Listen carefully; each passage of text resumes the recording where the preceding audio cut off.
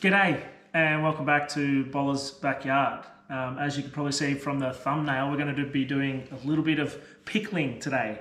Now, that might confuse some people, whether you thought this was a gardening show or I don't really know what it's going to be yet. We moved into this property and built here nearly 3 years ago, and I'm always thinking of new things to do. My wife has big dreams for the front yard. I've got plenty of fruit trees out there that I always work on. We've got the big veggie garden. I've got all these odd jobs around the house that I always do. And I just think that there would be people out there interested in seeing what that is and how to do those sorts of things, because I find it interesting. And I'm always on YouTube looking up how to do this sort of stuff. So you're going to learn with me as well. I've only done this once last year, and I've just done another batch before yesterday, 6 days ago. And so we're going to do another batch today with full pickles.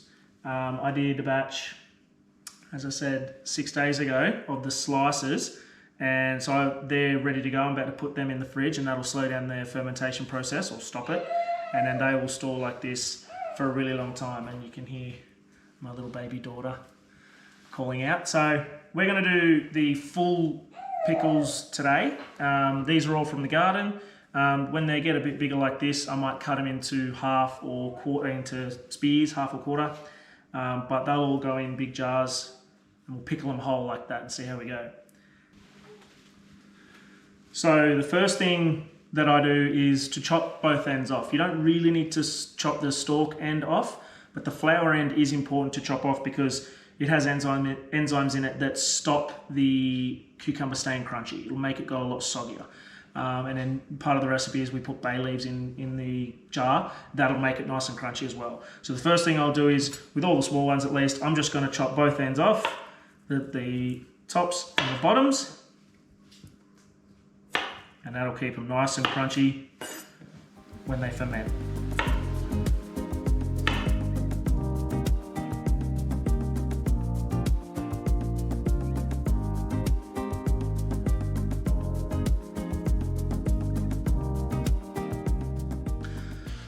Right, so I've finished chopping the tops and bottoms off those ones. I'll separate kind of the small ones and the larger ones, because the larger ones I'll probably just chop in half or quarters. So they all sort of pickle at the same speed, but also just so they're in better bite-sized shapes and sizes. So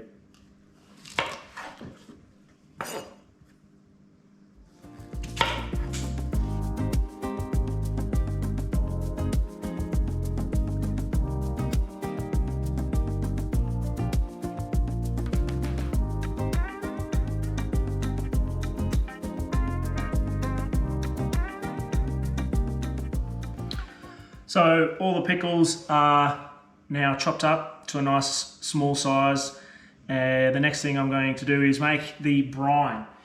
Now this recipe is from Clean Food Living. There is countless pickle recipes that you find on YouTube. I found this one 2 years ago. She goes into depth about how to pickle, all the ins and outs and the things about the flowers on top and what recipes, what stuff to put in it, and you've got plenty of different recipes that you can do. This one's just simple. I like the dill pickles, so I have a lot of dill growing in the garden, and I let it go to seed most years and then keep all the seeds so I can do a lot of pickling with it. So this one's from Clean Food Living.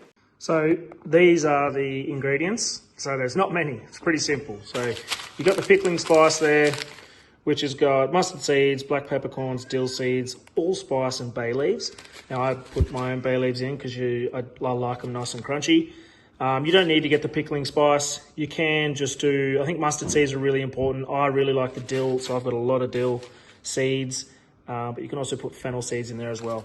Put garlic, 1 clove per jar. If I was doing a big jar, I'd probably put 2 or 3 cloves in there. And then you've got this salt for the brine.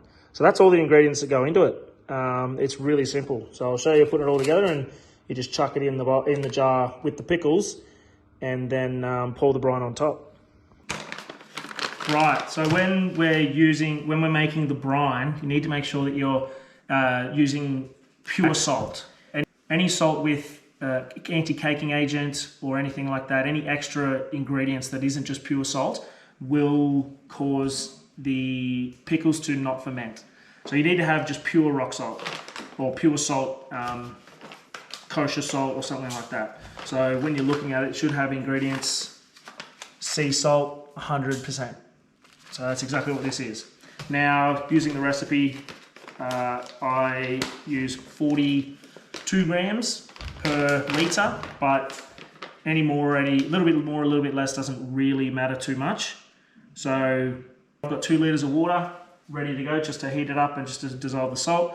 So I'm going to put 80 grams of salt in. 80 grams, perfect. Now I just put that in the water and I gently heat it just so the salt dissolves completely. Sometimes when I use like lukewarm or cool water from the tap, it doesn't dissolve completely. So I just heat it up over the water. It doesn't need to boil or anything like that. You just making sure that all of the salt is dissolved.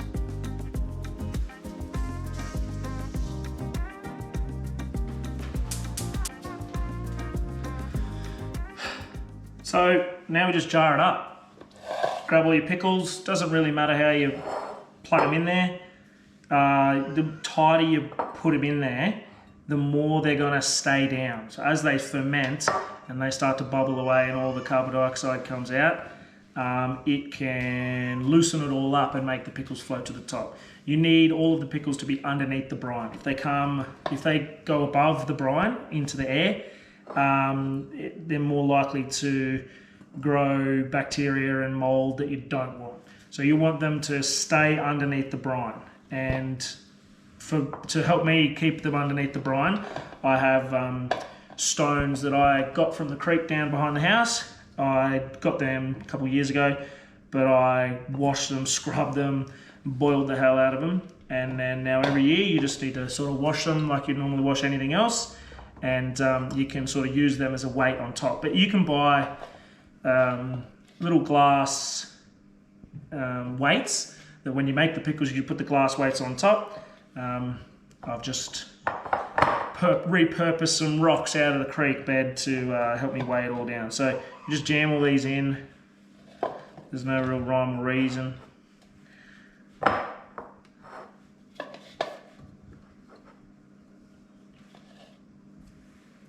All right, now we can add, I probably could have added some of the herbs and spices and the garlic before I put all the cucumber in. I got a bit excited, so I just started doing it. But I'll get the garlic ready and you can just push it down the sides. These are all small seeds, so they're gonna fall through them down there anyway. So I'll get the garlic ready and then we'll put it all in here and we'll add the brine on top.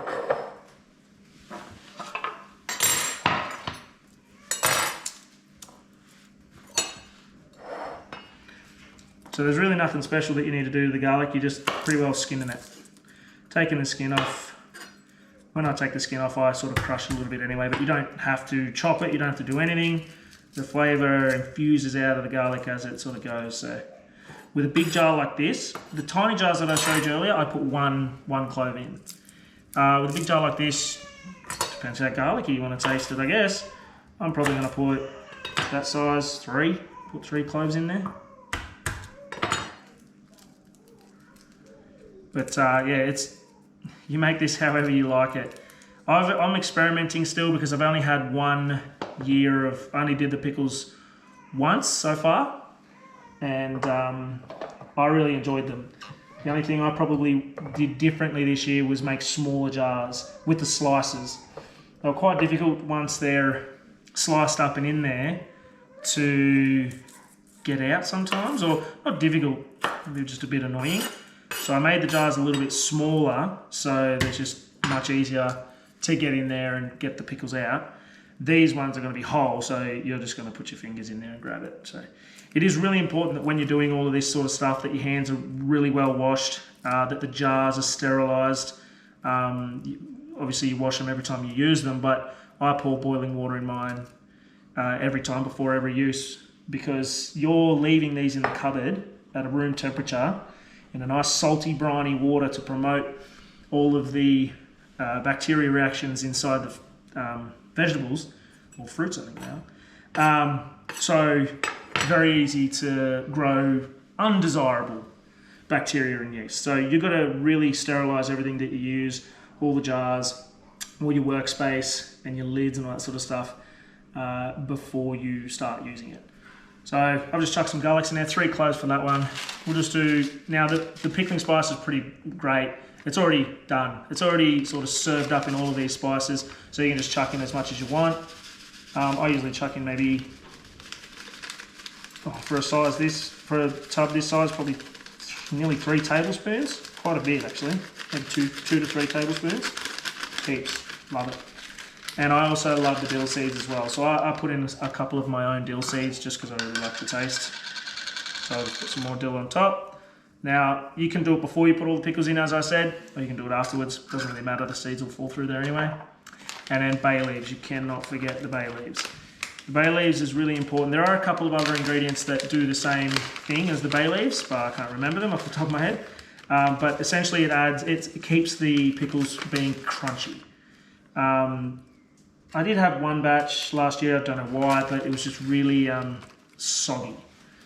So for a little jar, I would just have one normal bay leaf. For this one, I just put, 4 medium-sized bay leaves, and that'll just hopefully keep them nice and crunchy.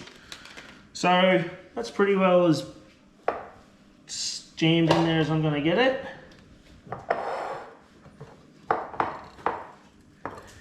Now, as I said, I put a weight on top anyway, so they're not gonna float around too much.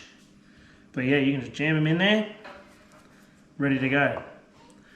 So I'll bring over the brine and fill it up.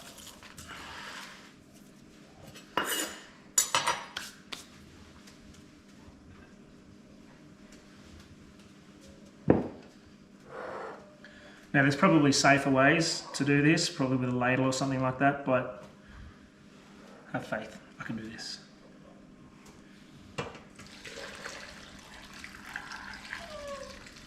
Now again, you want to cover it. Have no pickles not covered. They have to be completely submerged. You don't want any kind of bad bacteria or fungus growing in the jar. You can clean it when you're letting it ferment. So it's just sitting there like that, ready to go. You want a good 10 mil, 20 mil from the top of the lid, so when it bubbles, the liquid can overflow. So you want to have a good little limit there. And then I'll get the rocks. Nice and clean. Add that on top. Hopefully the lid fits on. Now you don't want to jam the lid on and seal it completely, because as I said, all the gas bubbles come up.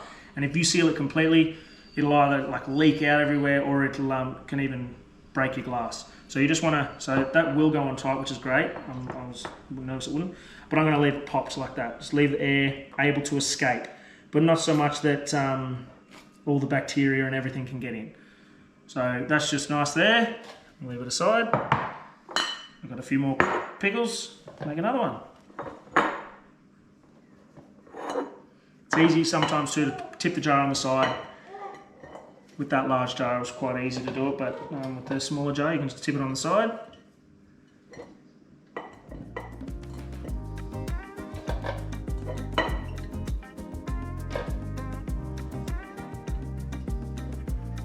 I won't forget the garlic this time.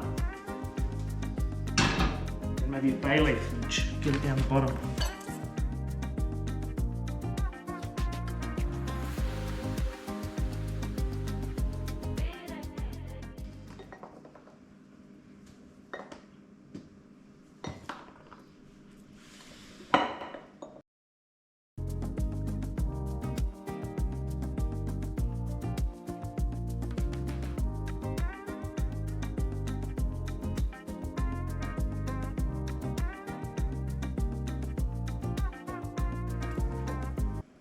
Garlic is so sticky on your fingers when it dries.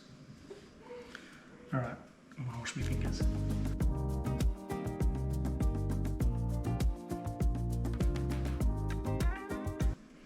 Chuck some bay leaves, never forget your bay leaves.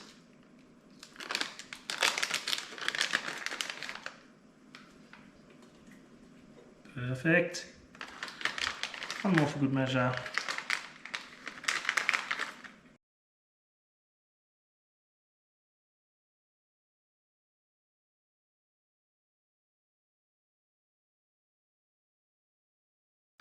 Some of these curvy ones are not difficult to get in, but they make it so there's a lot of air gaps, so just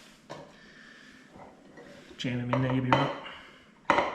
Alright, it's all the pickles in there. Now they're nice and jammed out. If I don't want the garlic to fall out, but so they're not going to come out. The bloody garlic did. Bang, in there. Lucky the whole bench is clean. Now we do our pickling spice.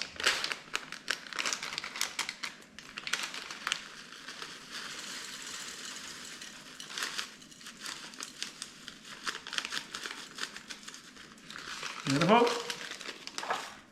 We'll have some dill. These are dill pickles, so why not have more dills?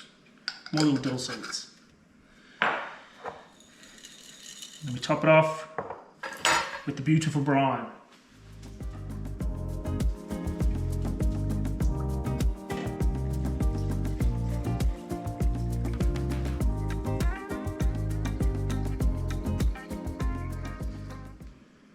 Now that's heaps of headspace there, that'll be perfect. This one might leak. I also don't really like the lid on this one as well. So this one might overflow, so always when you're storing it in your cupboard or your pantry, to have a towel, a tea towel, paper towel or something down there to soak it all up, otherwise it'll go all over your benches. But that's heaps of room. Even if that does bubble, it's not going to create too many issues. It's not going to overflow.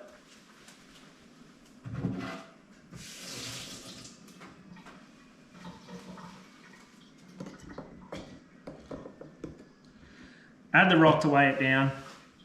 And Bob's your uncle. She's done. Cap it. Now again, you don't want to have it